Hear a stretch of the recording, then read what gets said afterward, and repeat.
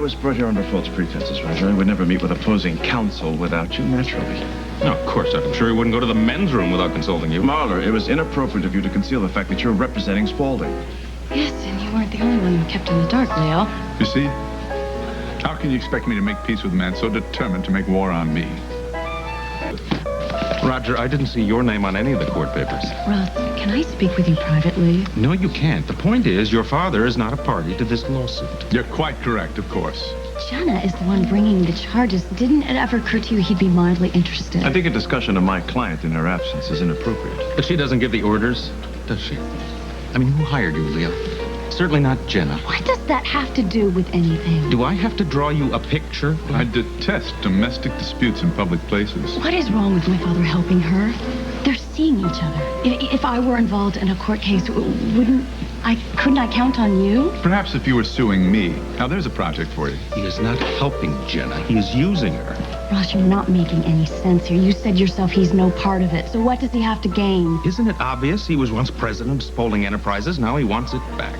Do you know how crazy you sound?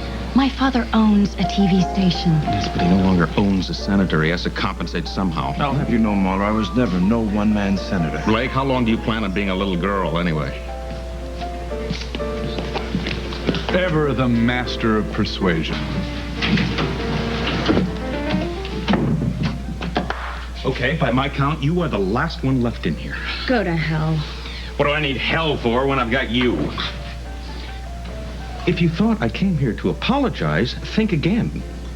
I'd really rather not look at you right now, if you don't mind. You know, in my time, I have been manipulated by experts, your father included, and they use far more sophisticated tactics than barricading themselves in the ladies' room.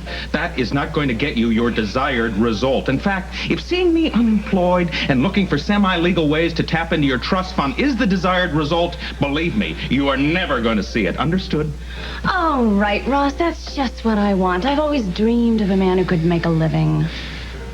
Why don't you just get over yourself and grow up? Oh. Don't do that. That would not be a good thing to do. Has that ever occurred to you to stop and think how I might feel here? I was so close to mending things with my father this morning, or maybe that worries you. Maybe that's what you took this case to prevent. Miss Blake, there are certain facts of life of which you seem totally ignorant. Use the one upstairs! It is a fact of life that most people have to work for a living. Oh, so now the issue is my being unemployed? You've never had to be employed. I mean, you could always ask for a loan from Daddy or from Ed, but that's your situation. It is not mine. I must work for a living, and Spaulding Enterprises offered me a case. I took it. You are not broke. You could have waited for another case to come around. Why should I do that? This kind of case builds a reputation overnight, and I used to be president of Spaulding. I know how everything works over there. Oh, so you're saying that if they offered you 10 cases, this is the one that you would take? Probably, yes. And let's be honest about something else here. This reputation-making case does not take into account the relish you took into tearing into my father in front of a room full of people. Well, you wouldn't let it go, Blake. He was not antagonizing you. He just stood there and took it. Roger and I dislike each other. I'm afraid that's another fact of life. No, it's not. Because things change.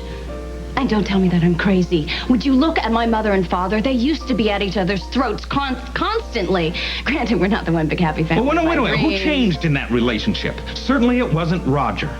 Roger's not the one that won't bend here. You are. You know, sometimes I almost think that he's right. That you are only with me because you hate him. Blake! I cannot stand your constant need for reassurance. Don't yell at me. Look, I can't make your life work for you. That's your job. I don't expect you to. And I'm not going to spend my life constantly defending the charge that I don't love you. Oh, so when you say something to hurt me, I'm just supposed to shut my mouth about it? Blake, you get hurt when I don't wear the tie that you pick out. Well, what rights do I have exactly? Maybe I'm just not clear on this. You say that you love me. But what are the perks supposed to be? You don't want to live with me. You don't want to marry me. Just what exactly can I ask of you? And what exactly do I get to keep? I gave up the United States Senate for you, my life's ambition. But I realize that was several weeks ago, and you're probably asking yourself, what has this man done for me recently? Well, I'm sorry, I've given everything I have got to give. If that's not enough for you, so be it. Excuse me.